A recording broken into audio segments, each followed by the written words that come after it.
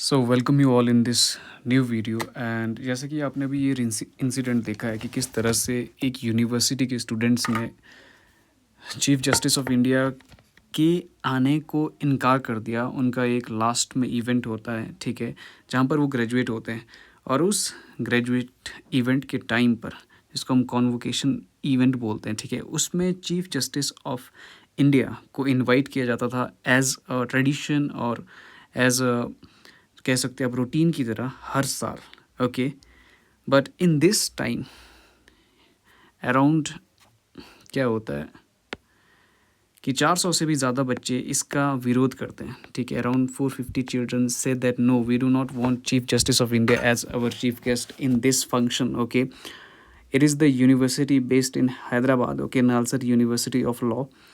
And what happened, why this happened, because CJI of India, okay, इन्होंने youth को लेकर कोई कमेंट किया था और ये कहा था कि youth are like unemployed, youth are like a cockroach of this country. Okay, so जिसके बाद कॉकरोच जनता पार्टी का फॉर्मेशन हुआ, इतना बड़ा मोमेंट हुआ जंतर मंतर पर। Okay, and in the protest of that, ये सिर्फ दिल्ली की बात नहीं है, सिर्फ पूरे देश में आपने इस तरह के प्रोटेस्ट देखे, ठीक है।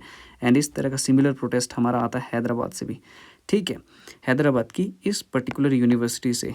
ओके, जहाँ पर 450 के आसपास बच्चों ने ये कहा कि we do not need chief justice of India as our chief guest during convocation event और दिस सेरेमोनियल फंक्शन। ओके, अब क्या होता है, इनके इस तरह के व्यवहार की वजह से, ठीक है, नालसर यूनिवर्सिटी के बच्चों ने इस तरह का प्रोटेस्ट किया कि we do not need this as a chief guest. और जिसके बाद जब बार काउंसिल ऑफ इंडिया ने ये सब देखा, उन्होंने कहा कि no, this is disrespect of the chief justice of India, like this and like this. Okay, they said that this is the chief justice of India is disrespect. Okay, so इन्होंने ये order दे दिया कि okay, NALSAR university से पास होने वाला, graduate होने वाला व्यक्ति को बार काउंसिल में, स्टेट बार काउंसिल में इनको एनरोल ना किया जाए। Okay, so this was the order passed by the Bar council of India. So now understand, see, मान लीजिए आप एक पर्टिकुलर कॉलेज से लॉ कर रहे हो, okay, you are doing law from a particular college and to get license to advocate or any kind of, you can say, you practice the law in any kind of legal firm, okay, you have to get enrolled in state bar council. Okay, so this is a mandatory rule under which, okay, ये किसके अंदर बताया गया, advocate act 1961। Okay, इसके अंदर ये बताया गया। देखिए, एडवोकेट एक्ट 1961 के अंदर ये दोनों बॉडीज़ को फॉर्म किया गया, ठीक है, bar council of India and state council of India's. अब देखिए, बार काउंसिल के अंदर कोई भी ऐसी पावर नहीं होती है, ये किसी भी या पूरे बैच, मान लीजिए एक पूरा बैच किसी कॉलेज से, लॉ कॉलेज से ग्रेजुएट हो रहा है, ठीक है, उसको आप मना कर दो कि ये फर्दर नोटिफिकेशन तक ये इनरोल नहीं किए जाएंगे स्टेट बार काउंसिल में।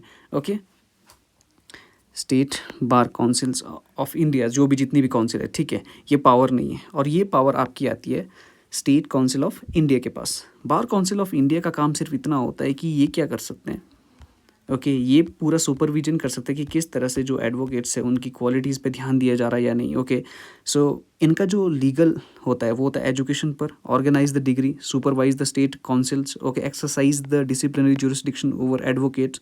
Okay, all these are power. But जब हम पावर आती है कि जो हमारी रजिस्ट्रेशन है या उसको एक्सक्लूड करना है from the Bar council, that comes under the state council of, okay, state bar councils, जो एडवोकेट एक्ट के अंदर एस्टेब्लिश की गई, ठीक है।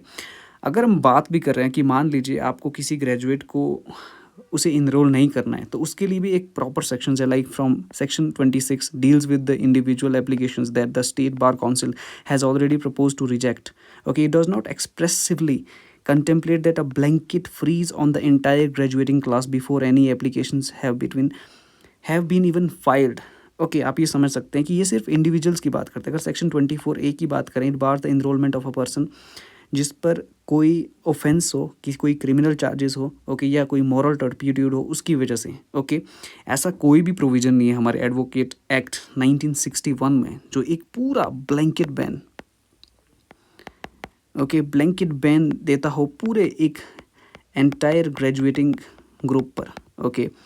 सो इन दिस केस आपने ये देखा कि later on this order was reversed, but we are just taking the power of bar council of India, okay, and this is the all matter. और लेटर ऑन जो हमारे चीफ जस्टिस ऑफ इंडिया है, इन्होंने भी ये कहा कि okay, this is the right of the student, so they can protest और they can make their expression expressively, okay, through the college demand or whatever demand they want to do. So it's their freedom of right to expression. So this was all about that. Bar council do not have this kind of rights or this kind of legal power. And if we can talk about the registration or disclosure or any kind of the exclusion from the enrollment list in the state bar council, so it's on in the charge of this body. State bar council will decide the enrollment and have the power to enroll the people. So अगर आप मान लीजिए आप एक lawyer हैं, ठीक है, so you have practise the law, if you want to practise really law, okay, after graduating you have to get enrolled in state bar council, okay, you cannot enroll in bar council of India. So this power is with the state bar councils, okay. So and there is no any kind of provision of a blanket ban on the entire graduating class, you can say, or you can say whole batch, okay. So I hope you understand this. Thank you so much.